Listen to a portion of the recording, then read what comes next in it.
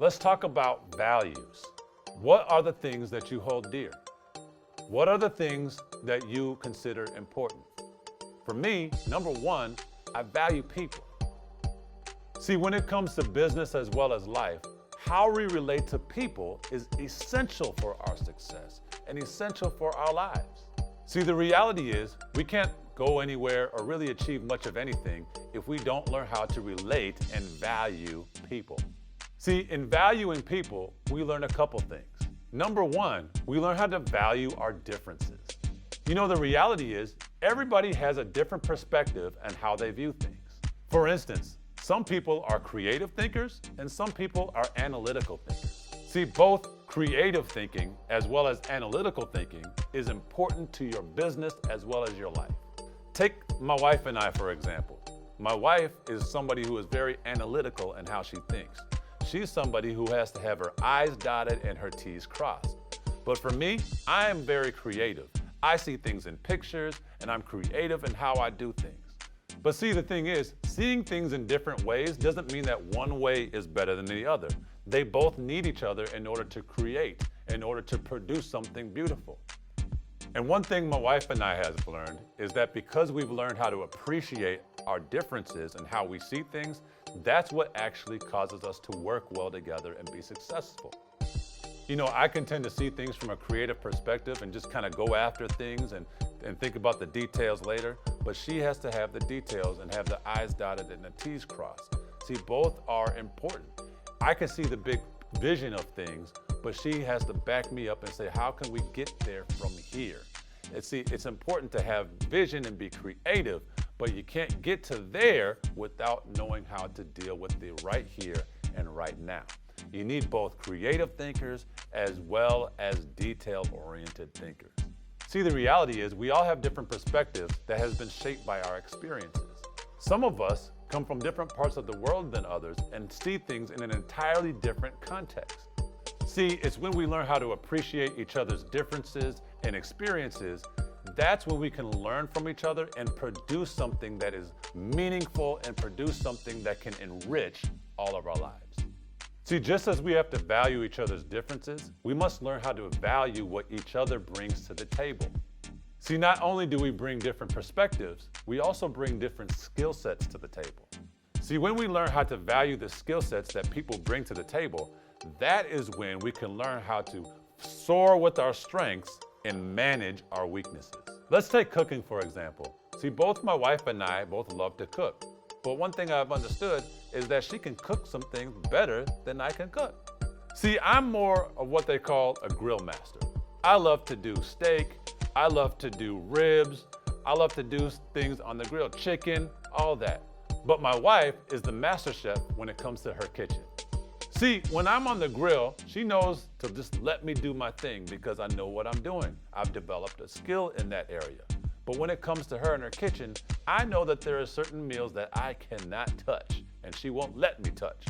Think about that in terms of business, in terms of partnerships, in terms of life. There's things that we have to learn how to soar with our strengths and manage our weaknesses. There are people in our lives that can do things better than others can do. Maybe you're not that detail-oriented person, so maybe it's helpful to work with a teammate that is more detailed than you. But you might be the creative thinker. It may be helpful for you to soar more with your strengths so that you can manage your weaknesses. We have to appreciate each other's differences.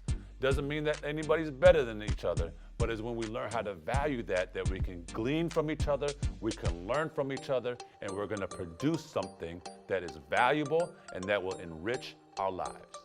See, also, we must learn how to value diversity. You know, the reality is, if we want to be successful, we got to learn how to value people's backgrounds and where they come from. See, when we learn how to value their background, what they've been through, where they come from, their gender, their nationality, that's when we learn how to appreciate them even more. Let's take a good meal, for instance. Every good meal has a lot of ingredients to it. But if it just had one ingredient, it would be pretty bland. But it's the spices, it's the salts, it's the herbs that makes that meal delicious and desirable. See, it's when we learn how to value diversity and be intentional about being diverse, that's when we can create workspace for everybody, which will do nothing more than make your product even better and your experience even better for everybody. Number two, just like we need to value people, we need to value transparency. See, to be transparent, it means to be clear about things. See, clarity comes when there is good communication. You know, one thing that I have learned and I'm continuing to learn, that any relationship will not go well when there is not good communication or transparency. In fact, most disagreements and arguments happen because things were not clear. They were not communicated. See, when we value communication and transparency, that is what gets everybody on your team on the same page. See, just as we're to value transparency and communication, we also need to learn how to value constructive feedback. See, when you think of constructive feedback, think of construction. When you're at a construction site, there is a building that is going up, not down, up. So when we're valuing constructive feedback, we're trying to build that other person up instead of tearing them down. You know, the reality is we are all our worst critic. So sometimes when we mess up, that person is already beating themselves up because they feel like they did a horrible job. So constructive feedback would look like this. You say, hey, so-and-so, I noticed that you did this, so next time, why don't you consider it doing this way or going about this way? See, in that exchange there, you didn't tear them down, you tried to encourage them so that they can be built up and do better next time. See, feedback is essential to our growth and our development. We have to value positive, constructive feedback. And when we value positive, constructive feedback, that person will want to do a better job next time because you talked them up, not talked them down. You built them up, not teared them down. You've strengthened their confidence. You've encouraged them. When we're encouraging each other and giving each other positive feedback, that makes us want to play better. That makes us want to do better and work harder, and you're going to produce something that is so much better and will cause you to grow. So in conclusion, I gave you some principles and values to consider. However, it's when we marry those principles and values together, that's when we're going to produce a healthy culture. See, culture is essential when it comes to the health of your relationships, the health of your businesses, the health of your life. That's essential because the culture is what's going to determine the life of that business, the life of that marriage, the life of that relationship. Culture is so important when it comes to success as well as life. Let's take a palm tree, for instance. You know, palm trees, in order for them to grow, the culture is so important.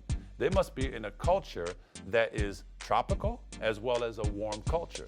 But if you take a palm tree, let's say from Hawaii, and you bring it into cold Minnesota, chances are that that palm tree will die. Why? Because it is not in a culture that is conducive to its growth. It's the same thing with us. We have to learn how to marry our principles with our values so that we can produce a culture that is conducive to growth. Hey, that's our moment for today. If you would like to hear more motivation moments like this, please do subscribe to my channel as well as hit the bell there so that you can be notified when new content is available. And also, you can follow me on all my social media platforms. Hey, I'm Tyrone Morrison, and I am looking forward to seeing you next time.